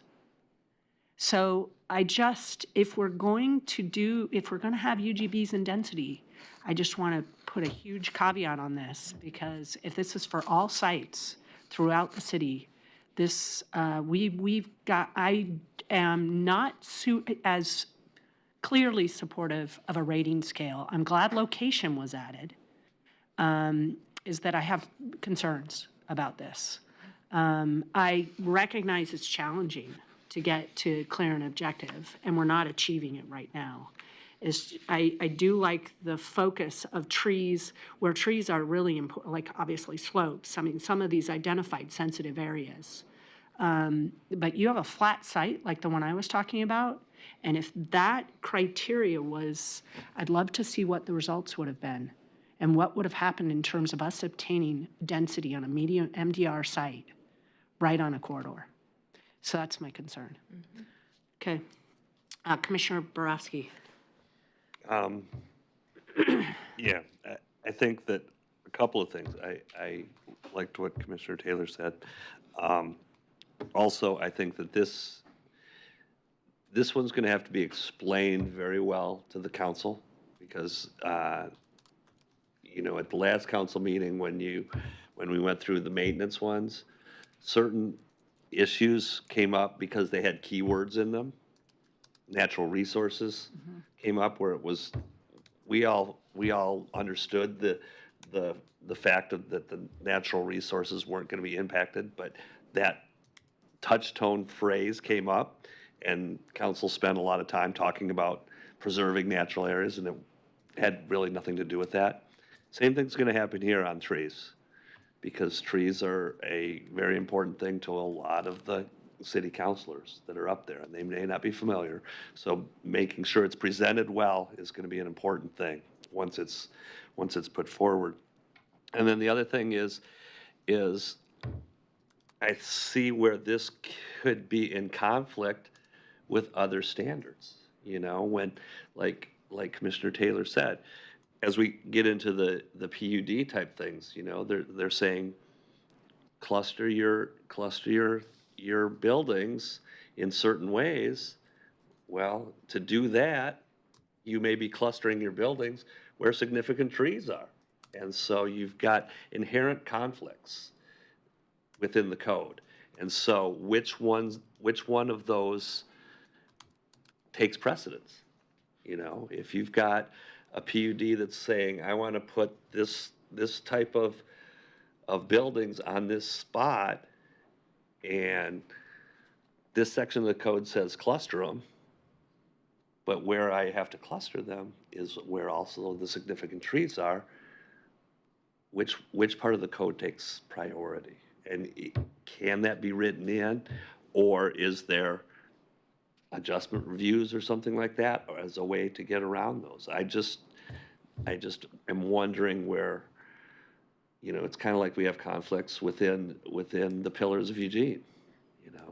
Two different things can mean two different things. So those are my concerns about this. And I think it's very important that when we do get to the code writing stuff, that we make it really clear to the decision makers. Commissioner Ramey.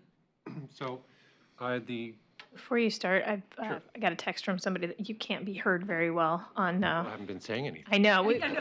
That is true. That is. I thought about that. I'm That's why I paying didn't bring more it up. closely attention. So Basically, they want to hear from you. yeah, Just pull the if you could talk more, that would be fantastic. And when you do, pull your microphone a whole There lot you go. closer. All right, so Thanks. the tree rating scale seems like it has potential to be difficult in two different ways.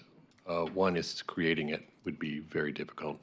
But secondarily, I think it could be gamed once it's created.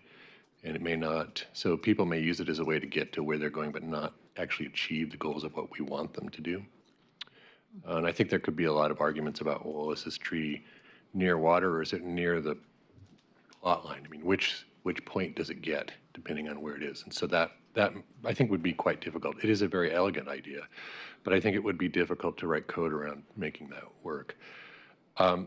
Then the next question is about lot coverage, and I'm probably not particular to PUDs, but in other parts of the code, there's a certain amount of the lot that's allowed to be covered and a certain amount that is therefore uncovered. And whether the 30% that's mentioned in here has any alignment with any of those sort of industry standards that we already follow in the city. The 50% lot coverage, is that what you're referring to? No, here, And in then one of the suggestions, one of the options had a 30% number in it. Yeah, and the stakeholders really didn't grab onto any particular preservation amount, and that's something that I think we would need to work towards is determining first and foremost what's that base level of preservation. Is it 20%? Is it 25? Is it 30? And then, one of the ideas in doing the rating scale, and one of the big ideas behind this was to look at the tree type, because currently a significant tree is any tree with 8-inch diameter breast height. It doesn't matter what type it is, whether it's an invasive, a non-invasive, a native. So we're saving hollies and things that really shouldn't be getting being a difficulty for development.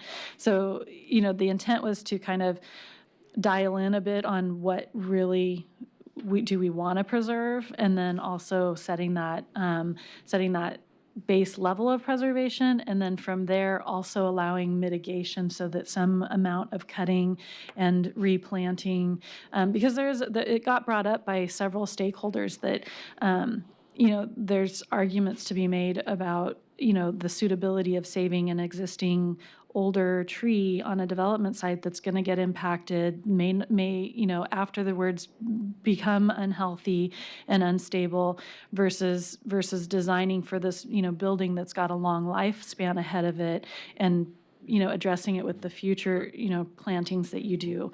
And so we're trying to kind of balance all of those concerns. Well, I think I like the idea of some percentage that either was allowed. If you kept that percentage, then you're good to go. If you didn't want to do that, then you had to replace that percentage somewhere else on the property. So it allows them an option, both of which are very clear. One of which may achieve the community's goals better because it would replant in a way that would probably not be holly trees. But that does give them some flexibility, but it's also really clear. And then if 30% coverage is the number we want as a community, maybe that's a good thing too. Commissioner Edwards and then Baker. Yeah, I just wanted to echo some of the concerns that some of the other commissioners have made, and I think that we're kind of at that point where now that we've as a state identified that all housing is needed housing, and we're kind of being forced to weigh trees against housing for people. And I attended a summit on Monday, and there was a breakout session on housing, and it was the legislative chair of the Housing Committee in the House. And there's, all communities are struggling with this right now and trying to determine, well, what kind of trees are we trying to preserve, and where are those, where's that balance? Because, we are significantly behind in how many units of housing as a state that we have to build. And so in looking at, and I guess I think just trying to determine what types of trees are trees that, at what age do they become less desirable? And again, people like trees. So if they cut them down to be able to have more, feasibility with the land and actually put in more units of housing, that, they're going to replant trees, because, that's just what people want to do. So anyway, I did just want to echo the concerns, and I think that is kind of one of those issues that the code is going to be a little difficult in trying to actually trough the language. Commissioner Baker. Yeah, I was going to say that it was in the workshops, there was support for the concept here that if for some reasons you couldn't preserve the trees, that you could pay into a fund. So either you mitigated on site by planting trees, or you paid into a fund that could be used for tree planting and preservation elsewhere. That was inherent in our discussions. So it wasn't that it prohibited you from removing the trees if you need to for development purposes. And the only reason that the tree rating scale, I think, had a lot of support is there were some jurisdictions that have implemented it, and it appears that it seems to have worked reasonably well. So it wasn't like we were reinventing our own concept. We would probably just look at Corvallis or some other jurisdiction that has this and see how we might take theirs and modify it appropriately.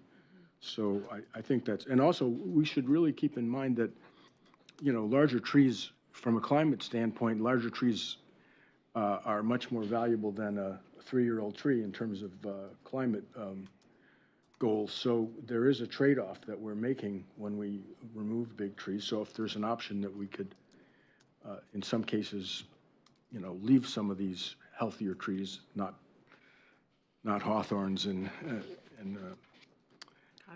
cottonwoods, yeah, right. But, you know, some other trees that would be long-living and would provide shade and that meet some other of our goals, that would be valuable to try to allow that to take place, so.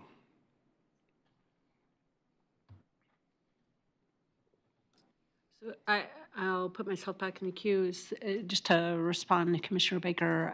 I guess I like the idea. I mean, at least, so if I just look at the discretionary track, and I know it doesn't address the clear and objective, I like the guidance of what these priorities are from, you know, a viability for trees.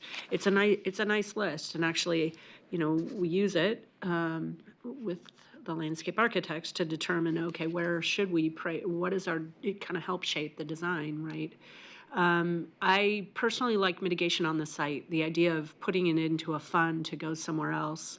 I mean, I want an urban forest. It's just similar to what Commissioner Ramey and Commissioner Borowski said, is these mature trees, they're awesome. When I try to save them, that 30% critical root zone, when you have a small site, can be half your development site, if not more.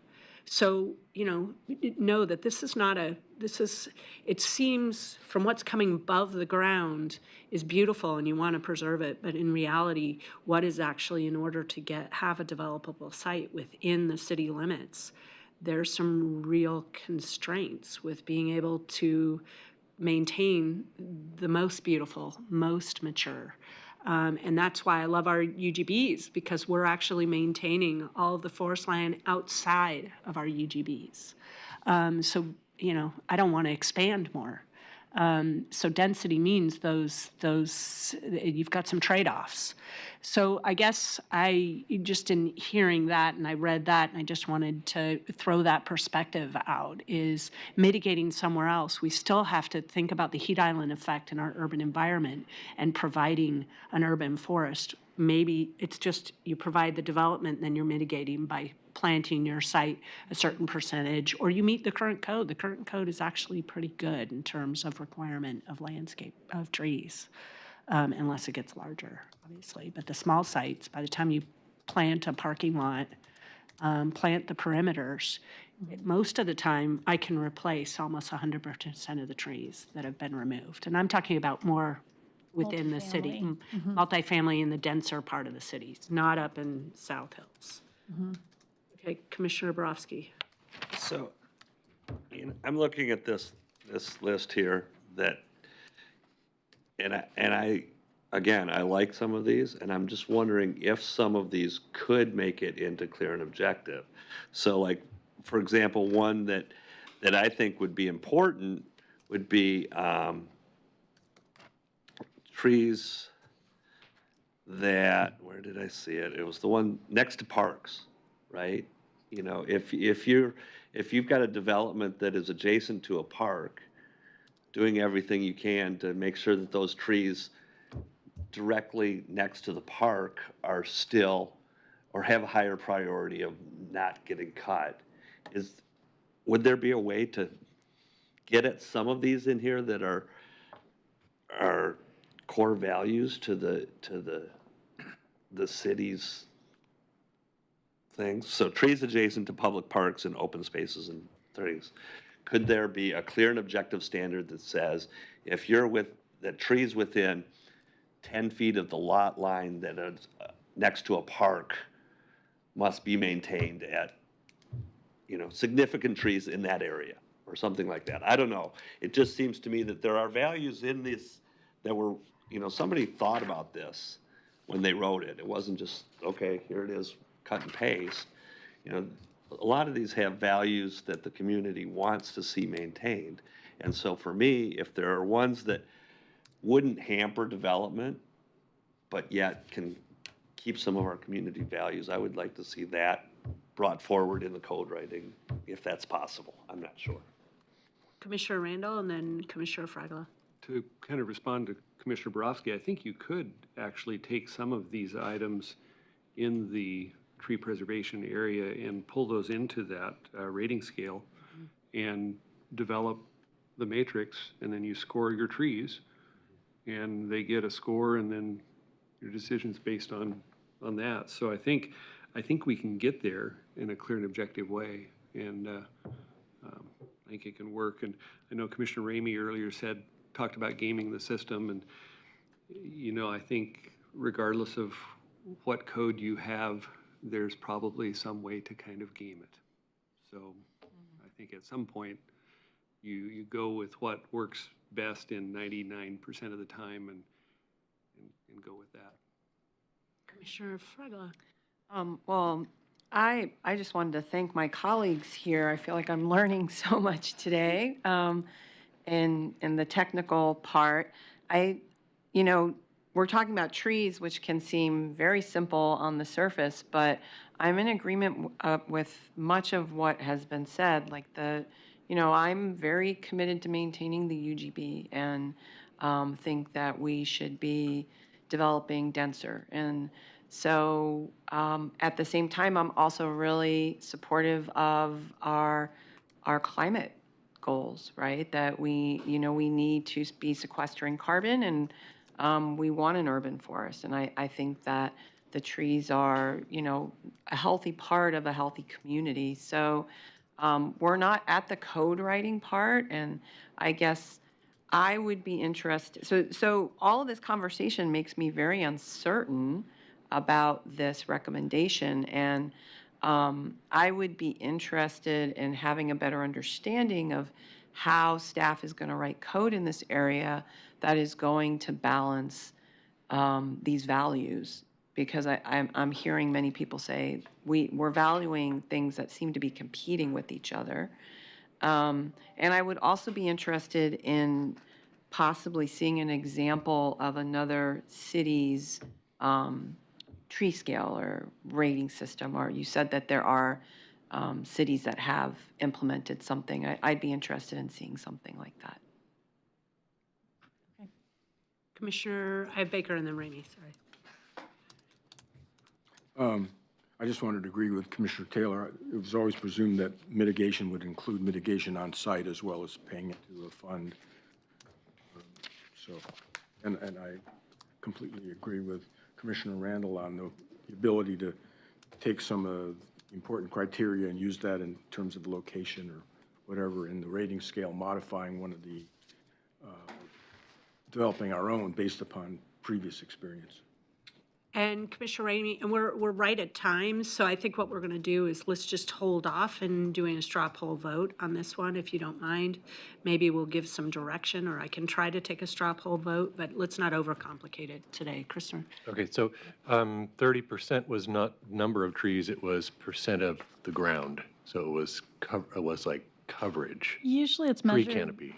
Usually the significant trees are over 8 inches in Yeah, that's why diameter I'm making this breast height. point. So it's 30% of, like if you looked at all of your DBH. Yeah, and I'm saying that's not what I had in mind. Okay. That it had more to do with tree canopy. And reading Canopy. through thank you, Commissioner Baker, for reminding me about the comments. So reading through the comments, I can see, oh, no, it's not numbers of trees. It's tree canopy. And there are some different, as you can tell, this is going to be one of the most complicated ones to kind of try to draft code for and to balance these issues and concerns. And we did, mention that, we really want to be mindful of not creating a barrier to housing or to providing housing with this requirement, but to, better address preservation standards and to get at the purpose of the tree preservation requirements. But there's several different ways to do it with canopy coverage, with basal area, with DBA, using the diameter breast height. So we're kind of we're still researching this behind the scenes and trying to determine how other communities do this. And canopy coverage seems a little harder to me to make clear and objective. And so that was why we're probably sticking a little bit more with the diameter breast height. Just number of trees. And then figuring out and what that minimum bar is for preservation or mitigation. Do you want to continue this discussion, or are you ready for, because we do have tomorrow night? Okay, we have 4, and then we have a full meeting time. We have more time tomorrow, so bringing this particular issue back, if you're not ready and want to think on it overnight, I was hoping to get through 3 to 4, so you're doing great on time. Okay, so I'm just going to suggest, because we're 3 minutes over, let's postpone at least taking the straw poll vote. We'll start there tomorrow. And I'm going to skip the items from commission and staff unless staff wants to make a quick, we'll just postpone it till tomorrow. Yeah, we can do that tomorrow. Okay, perfect. Before you end or adjourn, we do have maps that should help you for tomorrow night, and we'd like to give those to you today before you leave. So they show the 900-foot elevation, they show park locations, they show where the ridgeline setback would be. Did everybody get one of these Eugene City Summit? Okay, so, I was just going to ask Robin a question. okay, so thank you. I'm going to adjourn the meeting, and I'll see you tomorrow night. So, Robin, on a remand.